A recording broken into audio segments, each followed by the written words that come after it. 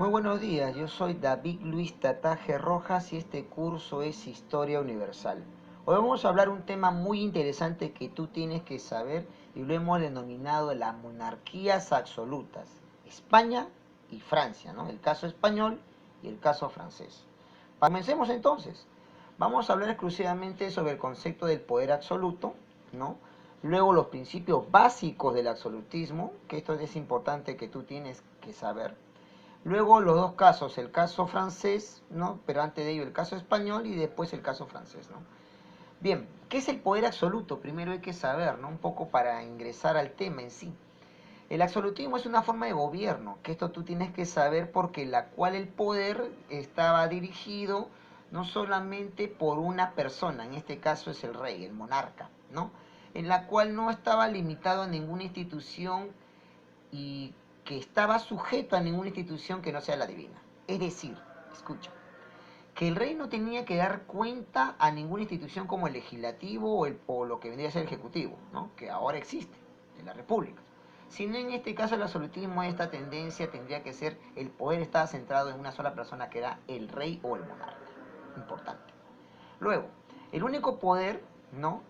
Estaba gobernado principalmente por los reyes. Esto abarcó entre los siglos XVI, 1500, XVII, 1600 y el siglo XVIII, 1700 y parte de lo que vendría a ser el siglo XIX, 1800. En la actualidad hay reyes, pero no están gobernados por este sistema absolutista, sino por una monarquía constitucional, que eso lo vamos a hablar más adelante. Pero ¿cuáles eran los principios básicos sobre este absolutismo, este principio, ¿no? Primero, el poder estaba de carácter divino, ¿no? El poder estaba centrado en lo que es Dios. La autoridad del rey estaba designada por un ser supremo, Dios, o sea, le tenía que rendir cuenta solamente a Dios nada más. Luego la iglesia, que a la vez también era un cogobierno, estaba supeditado especialmente al monarca y a la vez también era parte del reino, ¿no? Es parte de lo que vendría a ser este gobierno teocrático, si quieres decirlo, o más claro, pues, dualista, ¿no? Parte de lo que es el rey y a la vez también la iglesia. Luego lo que es el rey, ¿no? Este personaje que tenía un trato paternal con el pueblo. Él designaba, ¿no? En este caso hombres, ¿no? Porque se habla de varones, que ellos tenían que gobernar el pueblo y tenerlo con mucho cuidado y ahínco a ellos con la finalidad de cuidarlos y protegerlos, ¿no? Era el papá, más claro. Luego la autoridad absoluta, que era el pensamiento que ellos se tenían que basar, ¿no?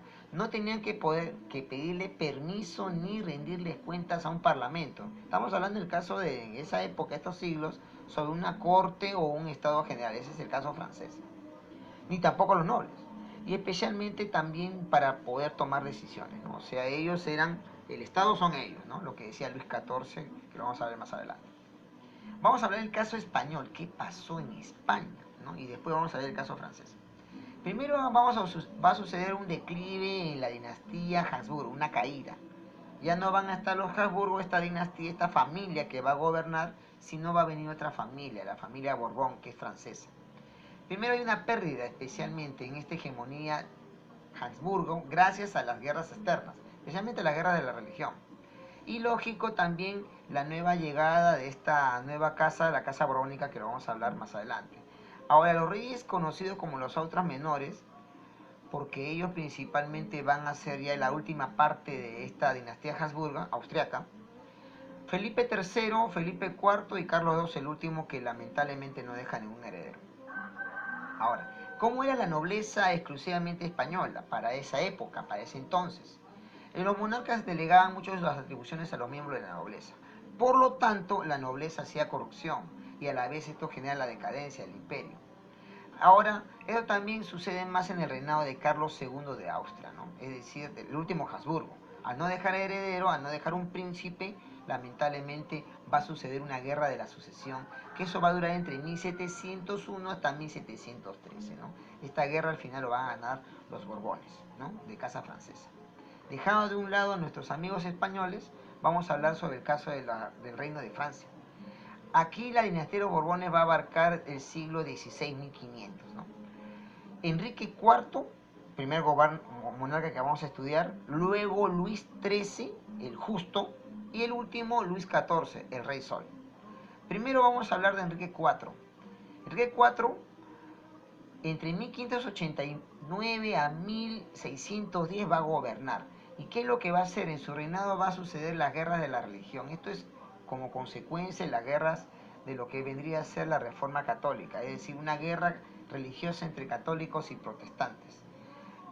Para hacerlo más claro, entre católicos y calvinistas. Recuerda que Juan Calvino había creado o fundado una reforma francesa, protestante en Francia, ¿no? Ahora, esto trae como consecuencia la paz con España en 1598, ¿no? Que se terminen estas guerras. Posteriormente, va a afianzar él su poder y lo va a centralizar en lo que es el Palacio de Versalles, ¿no? El Palacio de los Reyes, en Francia. Lamentablemente, este rey Enrique IV fue asesinado en 1610. Pero hay un sucesor, que vendría a ser Luis XIII, también conocido como el Justo. Él va a gobernar entre 1610 a 1643. ¿Qué va a ser nuestro gobernante, ¿no? El francés? Él se va a preocupar por el pueblo, por eso es bueno, por eso le llaman el Justo. Y va a tener un apoyo en su gobierno junto con el cardenal Richelieu, ¿no? Que al final la Iglesia Católica va a ser el asesor de este gobernante, ¿no? Todo ello contra los protestantes. Eso era la consigna para la Iglesia Católica. Ahora, dejando de un lado este gobernante, vamos a hablar del último, Luis XIV, conocido también como el Rey Sol. Entre 1643 a 1715 va a gobernar este máximo gobernante absolutista francés. Asumió el poder de manera directa al morir, lógico,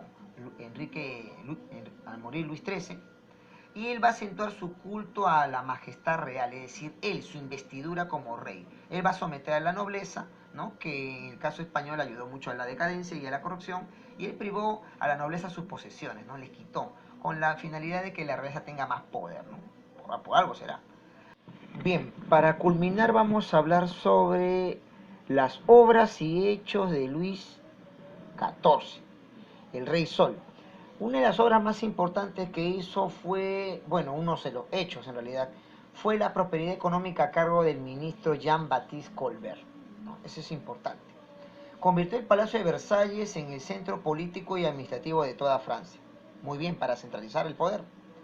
Luego la declaración del clero francés promulgando leyes eclesiásticas para evitar la corrupción del clero y a la vez regularizar la Iglesia Católica en territorio francés. Va a haber 3 guerras que él va a combatir, ¿no? O prácticamente los va a dirigir. La guerra contra Irlanda para reclamar territorio, ¿no? La guerra de los 9 años, es decir, esto abarcaba en 3 países: Austria, el Sacro Imperio Romano Germánico, Alemania para hacerlo más claro, e Inglaterra para evitar el avance francés, ¿no? Que ellos estaban en contra de este pensamiento absolutista, ¿no? De esta forma de gobierno que se está expandiendo.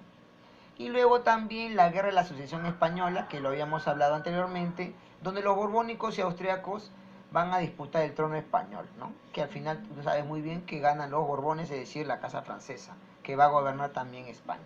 Bien, entonces Francia ya estaba poniéndose, estaba ya desarrollando su pensamiento y a la vez también sus ideales en todo lo que es el continente europeo, ¿no?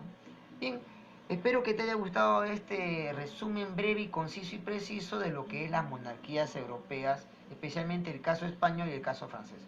Conmigo será hasta una siguiente oportunidad. Nos vemos. Cuídense. Chao, chao.